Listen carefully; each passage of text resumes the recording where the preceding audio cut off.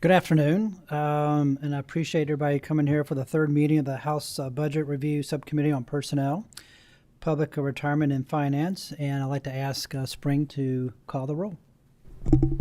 Representative Dossett. Representative Gentry. Representative Raymond. Representative Tate. Representative Hale. Representative Petrie. Representative Reed. Representative Bridges. Chair Fleming. Here. Thank you, Spring. Members were given the time to review the draft minutes from our February 15th meeting, and I'd like to hear a motion to approve the last meeting's minutes. There's a motion. We got a second?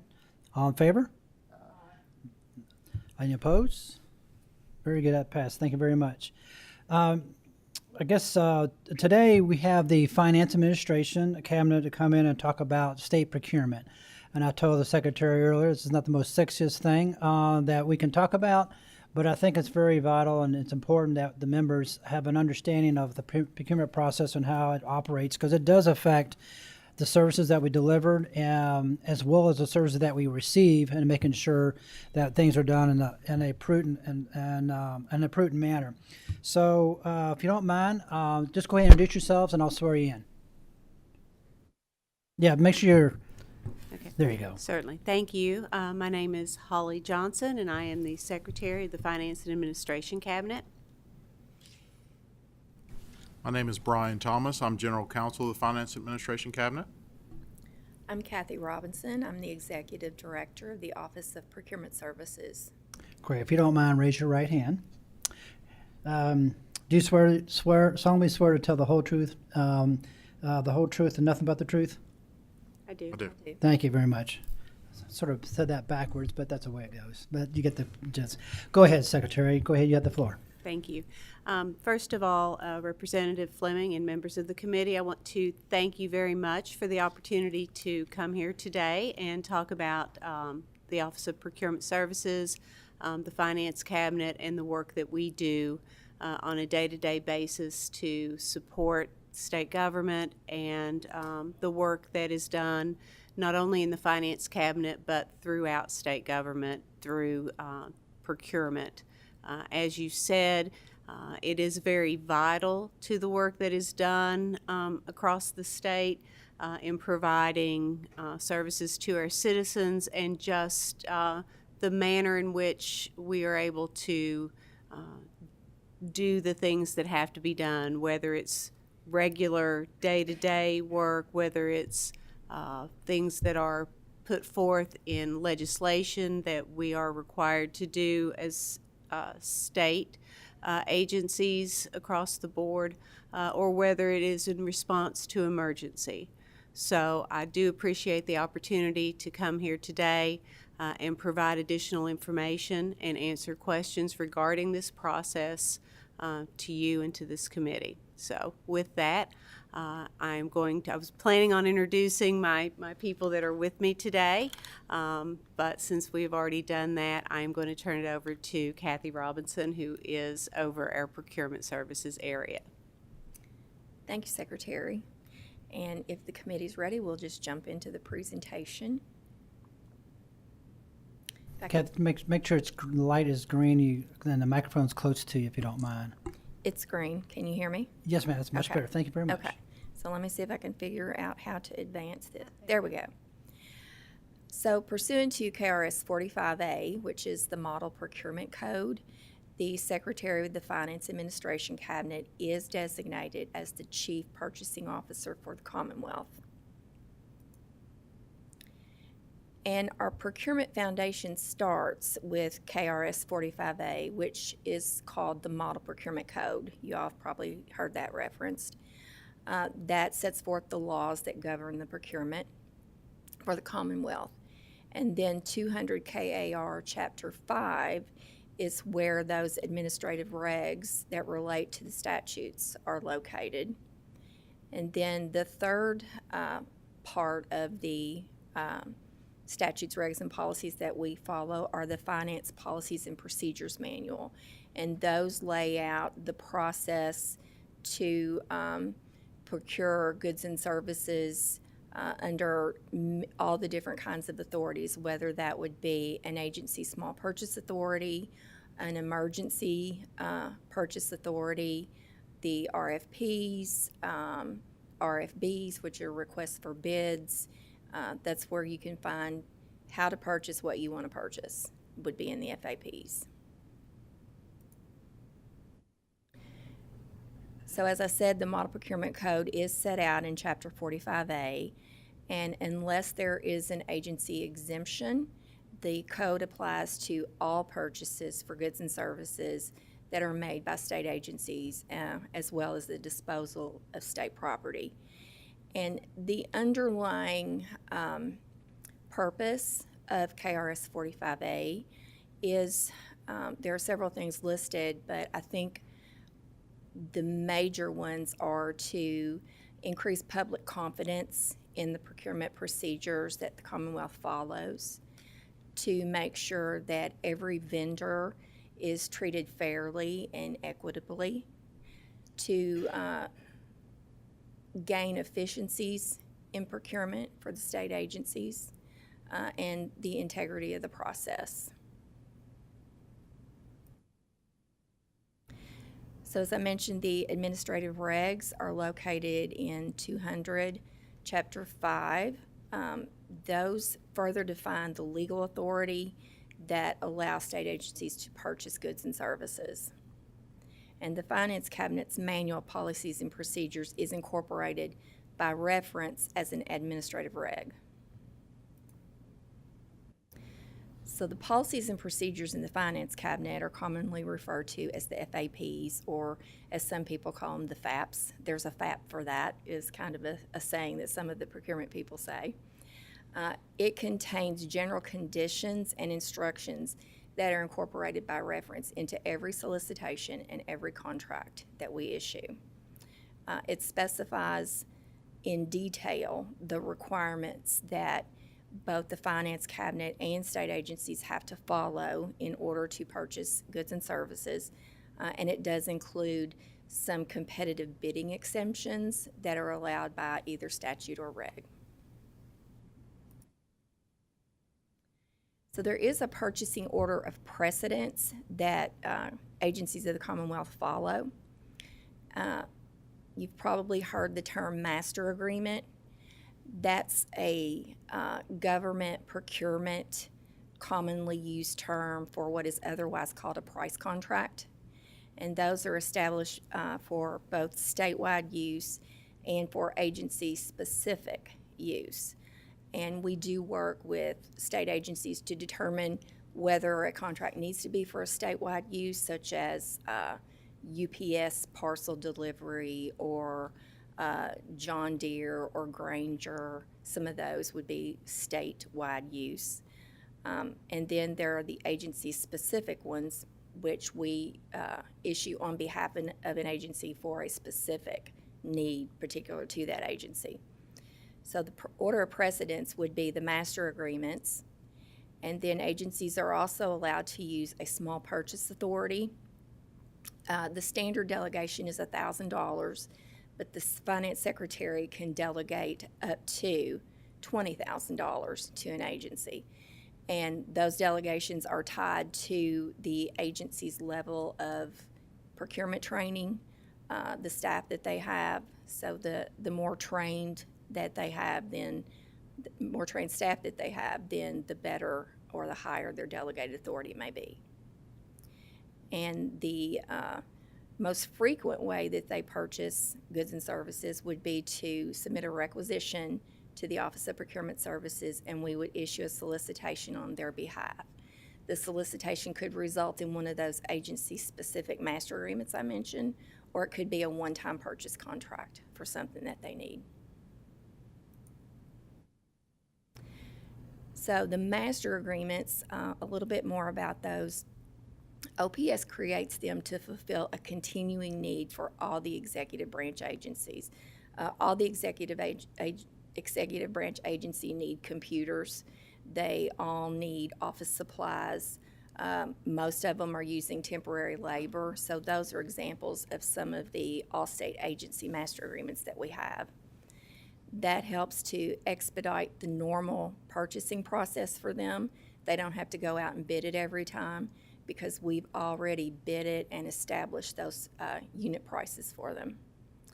And it does provide a varied selection of goods and services at a fixed price. Some examples I already said of statewide, but some of the single agency master agreements that we do, examples would be Medicaid for the Cabinet for Health and Family Services, the Department of Corrections, all their medical services, and food service, and then IT systems. Most agencies have some IT system that is particular to that agency to fulfill their mission, and we would procure those systems for them as well as ongoing maintenance and support.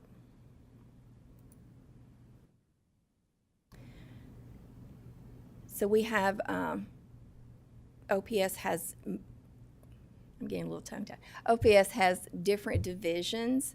We have an information technology division, a goods and non-professional services division that purchase those items, IT products or goods and non-professional services. And as I've already mentioned, they do the statewide master agreements and also master agreements on behalf of state agencies when that amount exceeds their small purchase authority. For example, if the agency has a need to buy widgets and they have a $20,000 small purchase authority and it's going to cost $30,000, then OPS has to purchase it for them through a formal bidding process. We also manage all contract renewals. Master agreements typically have optional renewal periods, and if the vendor and the agency both agree to renew that contract, then they would renew it, and OPS would manage that, as well as any modifications that might need to be made during the life of the contract. We also review their agency competitive exemption request. As I mentioned in the FAPs, there are specific procedures that have to be followed for certain non-exempt or non-competitive procurements, such as an emergency procurement. You know, there's a specific procedure that they have to follow, and we review that they've followed that process and they've done everything according to statute, reg, and policy. Another area that OPS manages are personal service contracts and memorandums of agreement. The personal service contracts are for services that require professional skill or professional judgment, such as legal, auditing, or consulting. And a memorandum of agreement, or an MOA, that's between a state agency and any other governmental body or political sub, and also between a state agency and a entity that's a 501c3 nonprofit if that service that they're contracting for is to carry out a governmental function. If it's not to carry out a governmental function, they can't do an MOA with a 501c3. They would have to follow the normal bidding process because memorandums of agreement are exempt from competition. An example of an MOA would be an agreement between the Department of Education and local school boards. That would be an MOA that would not require bidding. The PSCs and the MOAs are actually created by the individual agency. They have to issue an RFP, that's per statute. So those RFPs and contracts come to OPS, and we review for compliance with statute, reg, and policy, and also with the Government Contract Review Committee policies. They have specific policies that affect those documents, and we make sure that they comply with those as well. After OPS has approved, the solicitations or the RFP is automatically posted to the vendor self-service system, and that's on our website. It's available to the public. Anybody can go out there and look and see what's posted and submit a bid on it. After approval of a contract, it's filed automatically with Government Contract Review Committee. Now, if it is for legal services, which are definitely professional services, it also goes to the Governor's General Counsel for approval before it goes to GCRC. If there are general funds being used in excess of $500,000, then the Office of Equal Employment Opportunity Contract Compliance also has to approve that contract. And those are subject to monthly review by GCRC. So work on a professional service contract, whether it be a PSC or an MOA, per statute, it can't begin until it's filed with the Government Contract Review Committee. So now we get to the RFP portion of the presentation, where we'll kind of just go through that process. So an RFP is used when it's a complex procurement, and typically it's when the agency knows what we want, we know where we want to end up, but we're not quite sure how to get there. So we issue an RFP and get the vendor community to give us their proposal to meet the need that the agency is looking for. The RFP is only required to be posted to that vendor self-service website, or the e-procurement site is sometimes called, for a minimum of 7 days. It has to be posted at least that long. However, many RFPs are extremely complex and technical, so OPS works with the using agency to kind of determine how long that RFP needs to be out there. Typically, it needs to be out there at least 30 days, and if it's very technical and very complex, it needs to stay out longer. We need to give the vendor community time to read the RFP and understand what it is we want.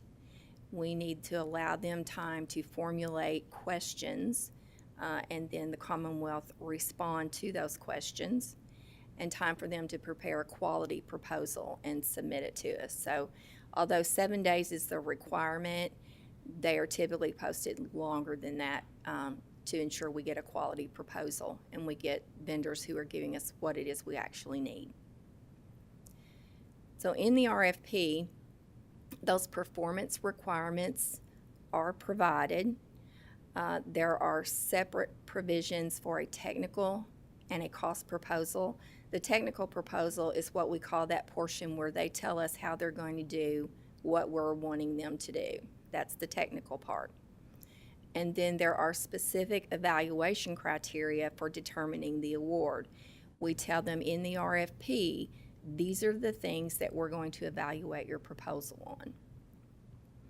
And then we have oral presentations that are a part of the RFP process, and they may be required of the highest ranking vendors.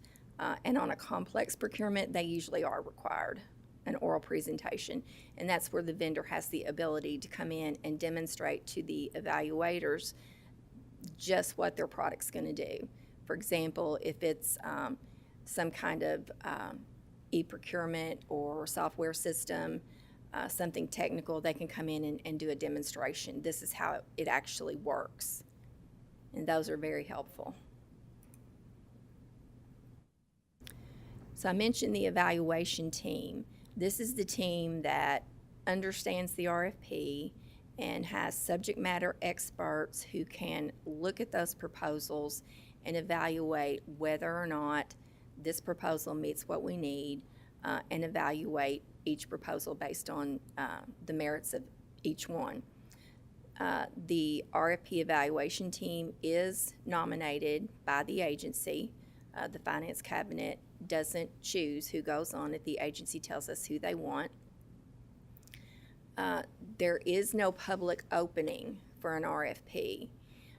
In order to protect the integrity of the process, none of the RFP process is subject to open records until after a contract has been awarded. And we do that so that there's no anyone who is aware, that we've gotten a proposal from a particular vendor is not trying to contact anyone to influence them one way or another, and it protects the integrity of the process. Once all the proposals are evaluated, we typically move on to negotiation with the highest evaluated offerer, and sometimes that can take a while as well. And then the contract is awarded to the responsible and responsive offerer whose proposal is determined in writing to be the most advantageous to the Commonwealth. And that's based on the price and the evaluation factors that we set forth in the RFP. That's what we evaluate them on. What we said in the RFP is what we do. So the role of the OPS buyer, I'll go into that just a little bit.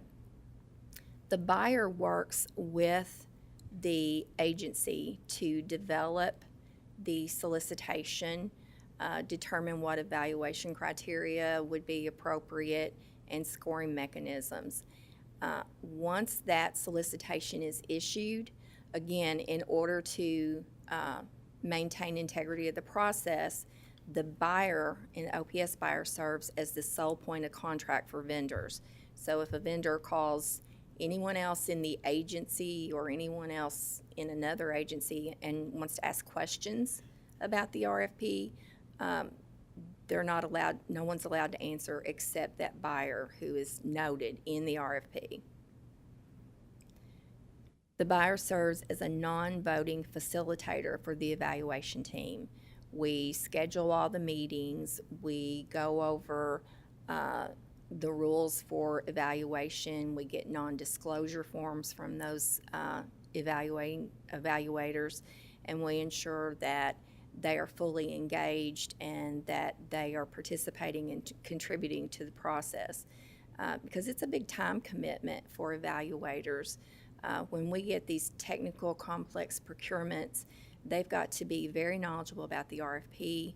They have to thoroughly review the proposals, and sometimes we get a lot of large proposals. So it's a time commitment for them to review everything and evaluate, and then schedule meetings with the team to document their evaluation.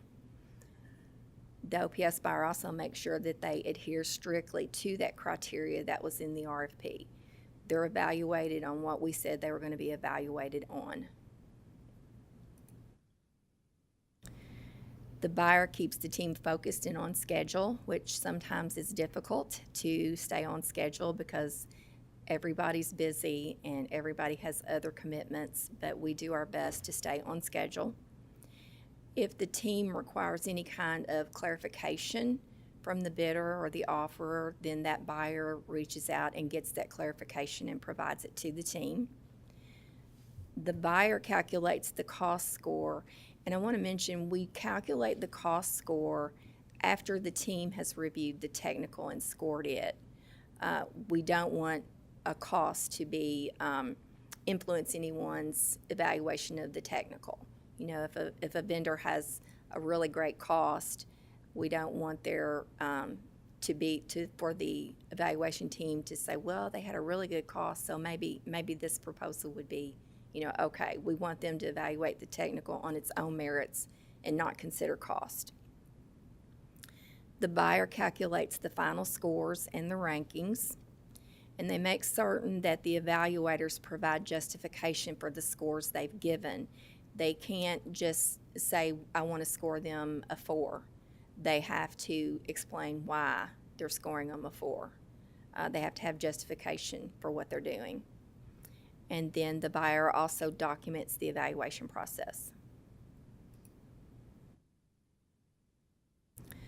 So one thing, well, I won't get to that yet. So the OPS buyer, what else do? They evaluate the proposals for responsiveness before they distribute them to the team. And what does that mean, evaluating for responsiveness? They make certain that the proposal contains everything that we told them they had to send. If it's going to be for legal services and we said you have to submit a copy of your license to practice law in Kentucky, they had to have submitted that.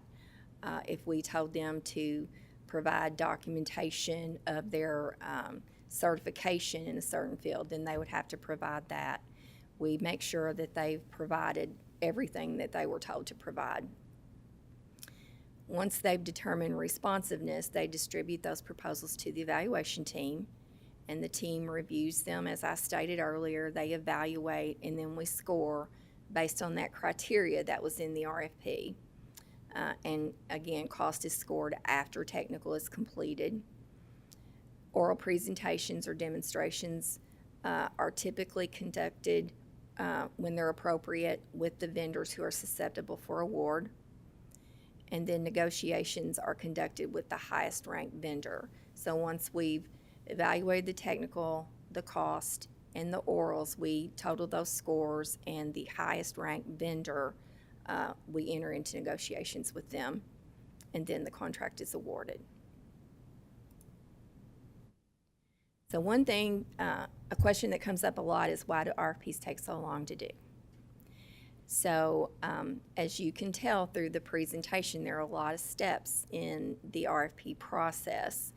And from the time that the agency identifies their need and ending when the contract is awarded, that time can vary significantly depending on the scope and complexity of the project. If you're issuing an RFP for an audit, for example, that's not going to be a long process because it's fairly concrete what it is that you're asking them to do. You're wanting them to audit these things for this time period and provide a report. So that's typically not going to be a long RFP process. But if you're getting some complex system for an agency, for an example, if you're getting a new point-of-sale system for parks throughout all the parks all over the state, that's a complicated, complex technical procurement, and it's going to take a while. The average time to complete the RFP process from the time that the RFP is let or the time that it's actually posted where vendors can look at it and respond to the time a contract is awarded is approximately 6 months. It can take longer, and that doesn't take into account the time that was spent before that let date, the time that the agency worked on their scope of work, and then the time that OPS worked with the agency to make sure that their evaluation criteria was solid, that their scores were appropriate, that all the information that the vendors needed was in the RFP. We don't keep statistics on that length of time because it does vary so widely, but the average time from the time it's let to the time it's awarded is 6 months, although it can be longer. And as I said, there are a lot of factors that determine how long it's going to take to complete your RFP. The scope of work for these large, complicated projects, it takes a long time, and subject matter experts with the agency, they work on those, and it takes a while. And then when it comes to OPS, the buyer might have procurement requirements that it needs to go back to the agency to comply with, statutory or regulatory procurement requirements. So developing the scope, it takes a while to do, especially on a large project. Building the RFP document itself with the requirements, the criteria, how are you going to score it, that all takes time to evaluate what's the best methodology going to be for this particular RFP, because they're all different. And then the advertising period, that's the time that it is out on the vendor self-service website. And as I said at the beginning of the presentation, you have to allow enough time for the vendors to review and understand the RFP, what it is you're asking.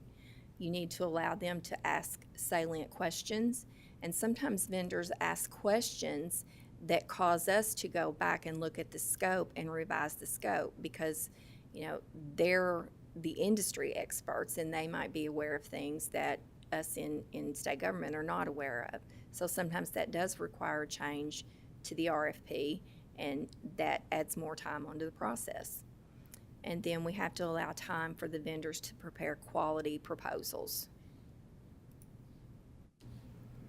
I mentioned responsiveness earlier. In reviewing for responsiveness, sometimes the vendor will want to modify a requirement in the RFP. That can be a requirement for the technical portion. They may want to modify some of our standard terms and conditions, or they might want to modify a requirement that the Commonwealth Office of Technology has if it's an IT system. So the buyer would have to review those requests and determine if it is something that we can work on, or if it's something that we absolutely cannot budge on. And if we can't, and the vendor decides that they're not going to budge either, then they're not responsive. Then the evaluation team review of the proposals. As I said, it takes a lot of time for them to review the RFP and read the proposals. And sometimes there have been instances where we have gotten 20 proposals, and they're large.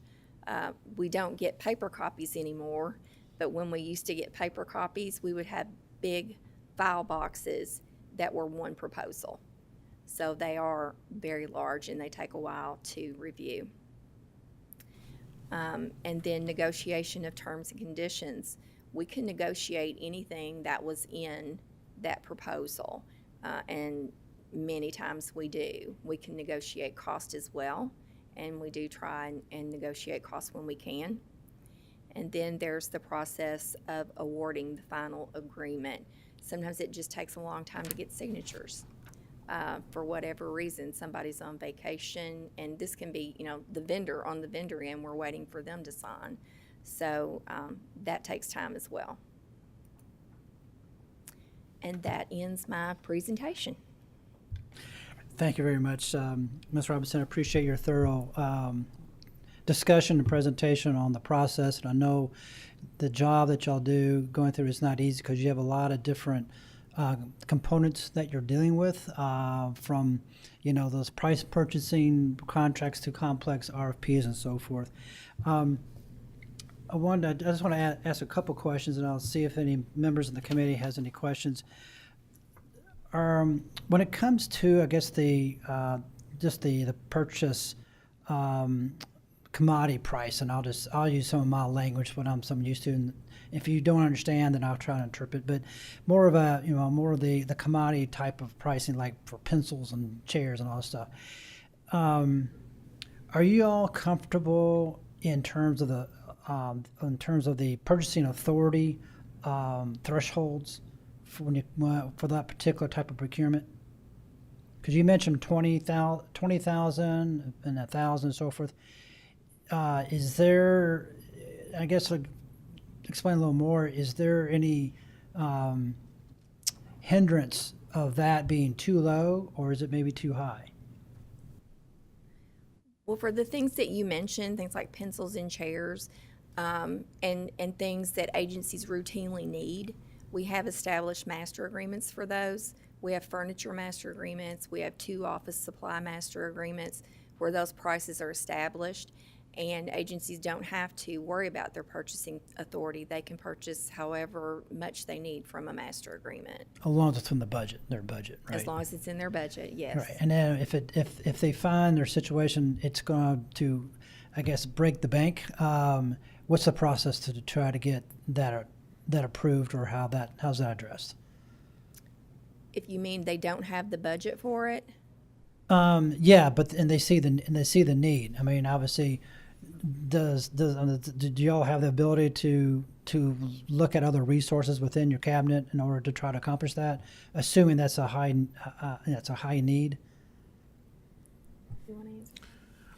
So I'm not, if I understand your question, we really don't have the ability to, reach into finance in terms of supplying agencies with their financial needs. They would need to look into their own budget, and if they needed to procure either additional equipment or goods that were beyond their budgetary appropriation, then they would probably need to wait until the next budgetary cycle and make that request at that point.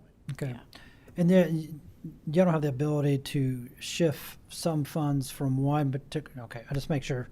The secretary is nodding no. I was going to shift from one particular department to help out another department. You don't, they don't have that latitude, or you don't have the latitude. No, that would be within, I mean, again, appropriations are designated through the General Assembly. And I don't believe that there's any language that allows, I think that during the recession there was a little bit of ability to do that, I think up to 10%, but I don't think that there's anything that allows shifting to cover appropriation need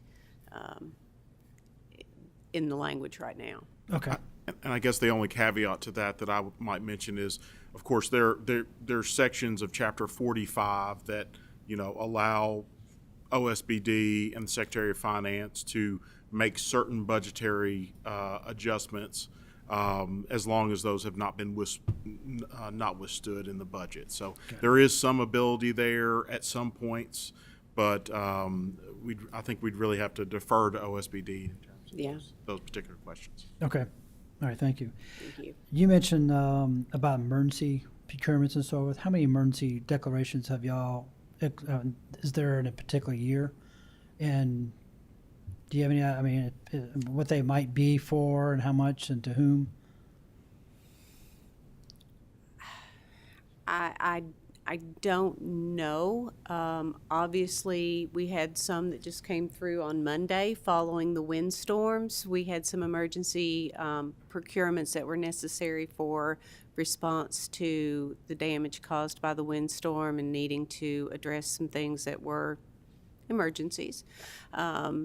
Following the floods, following the tornadoes, we had some emergencies. And obviously, during COVID, we had some emergencies.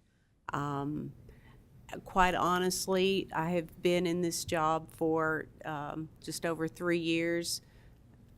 I've seen a few emergencies. Yeah.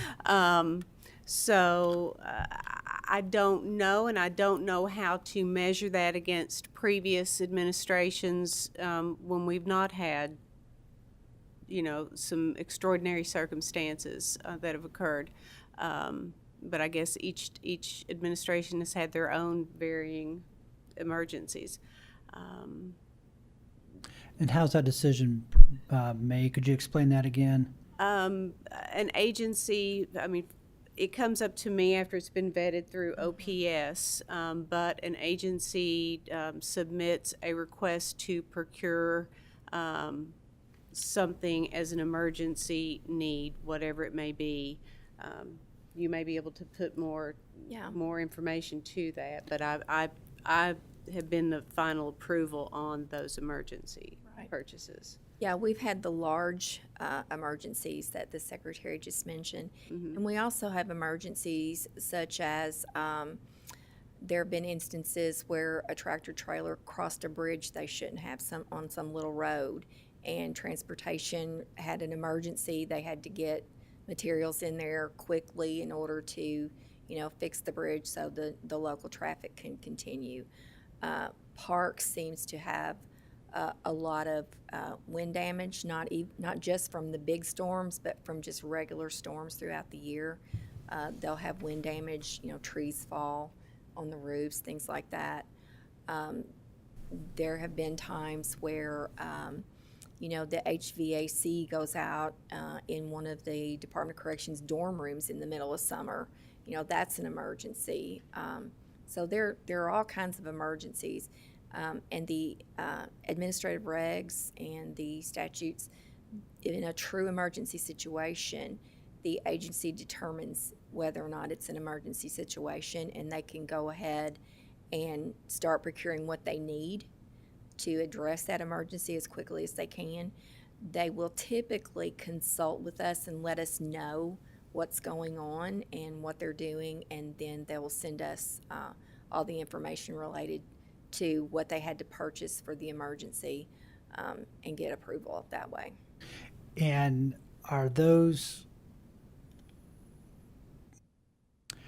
is there a list that you can choose from to order to address that, or do you have to go through and go through your process in a very expeditious way to procure that through like normal channels, but obviously condensed? There's not a list of, what constitutes an emergency. The agencies, they will try to get multiple quotes to address an emergency, but sometimes that's just not feasible.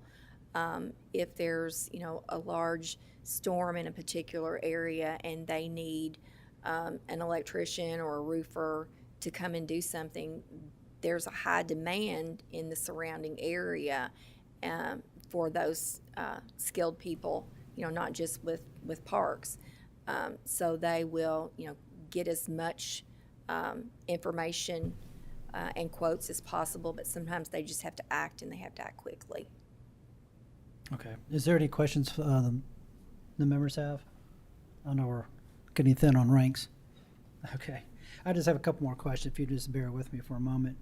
Well, if you could, if there's a way to get just a list of the emergencies that the agencies encountered and what it was for and so forth, that'd be great. If you don't have one, I appreciate if you can, provide that. That will help out. Just get an idea of what's going on that. And what I call QBS or your RFPs, I noticed you put in price. Is price always a component, or do you just look at the quality of services being delivered, then back into the price and take on a contractor, say, hey, we really like your service, we like your quality of work, but we just need to work on your price. Can you help us out? When we're doing an RFP, we evaluate the technical first, and then the cost, and we can negotiate cost, and sometimes their cost is high, and we will ask them to lower it, and a lot of times they do. Okay. So we negotiate costs when we can. Okay, good. That's good to hear. Good to hear. How many RFPs have been canceled? Do you know? Canceled? I don't have that information. Okay. Is there a list available for the public that can see that all the contracts we have in terms of the amount and for what reason and so forth? And the reason where I'm coming from, when I was on Louisville Metro Council, we, along with another colleague and I, we put forth a LouisvilleCheckbook.com and basically lists all the contracts and how much it is and so forth. Is that something available? We list all of our all-state agency contracts out on our website because they're available for Louisville Metro and any other governmental unit in the Commonwealth to use. So we put all of our all-state agencies on our website, and then there's also the transparency website where those are listed. So I'll just let me know what that website is. I can dig around, but that'd be great. I'd like to look at that because I haven't come across that as of yet. So, okay, I appreciate that. And one last question. Do you have a list of all the vehicles that you described? Do you have a list of the number of contracts and the average amount in there as well? Even though you do have that on that website, do you have something more of a matrix type of a spreadsheet that they can look at? For vehicle purchases? Yeah, for all the vehicle purposes. So do you mean? No. So when you say vehicle, you mean master agreement and personal service contracts, MOAs? Yes, sir. That's what he said. That's Oh, correct. okay. That's right. That's not what I was thinking. Okay. Well, go ahead and say what you're thinking. We can just put her hands over the secretary's ears. That's all right. So would you mind repeating that, please? Yeah, as the gentleman said, if you just have a list of the number and the amounts, it can be the average amounts of the MOAs and the RFPs, those things that you outlined in the beginning of your presentation. If you could tell me what time period you wanted them for, Sure. we could give you that. Okay.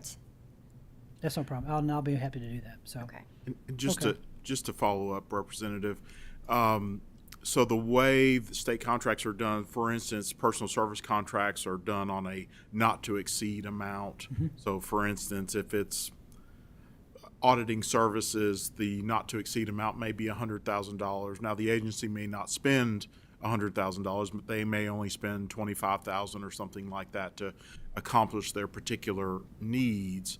And so I guess we'll have to go back and see what Kathy can put together, but I just wanted to put that out there, so I don't want to mislead you with some of the numbers that you may see, because Sure. that's often what we see at government contract review. Because MOAs and personal service contracts go before that committee, and you'll hear, well, there's $300 million worth of contracts on the agenda for that particular committee for that particular month, but that doesn't necessarily mean that the Commonwealth is going to spend all that money, because those are not to exceed amounts. Okay. And I'm sorry, I do have one more question. It just came to me. I think it's the EHR contract with unemployment. Were y'all involved with that at all? DHR. The electronic health records Electronic health on unemployment. records. Were y'all involved with that It's at the all? electronic health records. It's familiar. Okay. I can't quite remember if we're doing it or if it's something that CHFS is doing on their own, but we can find out for you. Okay. Well, that particular contract, it was let back in 2020. Then there was no agreement in 2021. I understand that somebody was selected and the company had some serious issues. I won't go into it, but basically, and thankfully, the state said, no, we got to reboot. And now my understanding with the Secretary of Health and Family Services, they're hoping to get that out sometime, I think, end of this quarter or first of next quarter and so forth. So I just want to see, if what involvement y'all had with that particular contract, because it's been going on, and we know that system is totally antiquated. And there's been ARPA money come in from other states to help update their technology and so forth. So I would just want to see if you have any insight or any thoughts on that particular contract, how we can get things going, because obviously that system really needs to be updated in an expeditious way. Yeah, we'll find that out for you and get that information to you. Thank you, I appreciate it. And I wanted to comment, Ryan's comment about the PSCs kind of made me think of something. On the master agreements that we talked about that we're going to get you the information on, a lot of those, well, the majority of them, they establish unit prices for the agencies to use. So for example, we might have a unit prices, of, I don't know, $5 for something. The amount of that contract is going to be zero, because there's nothing being ordered on that contract. The agencies order with the vendor based on that contract. So it'll have unit prices, but the total price of the contract will be zero. Understood. Okay. Understood. Any questions from the committee? All right. Well, thank you all very much. I want to thank the committee for going through this process. I think it gives a little more information on what y'all go through, and I do appreciate your service. So if there's nothing else, we stand adjourned. Thank y'all. Thank you.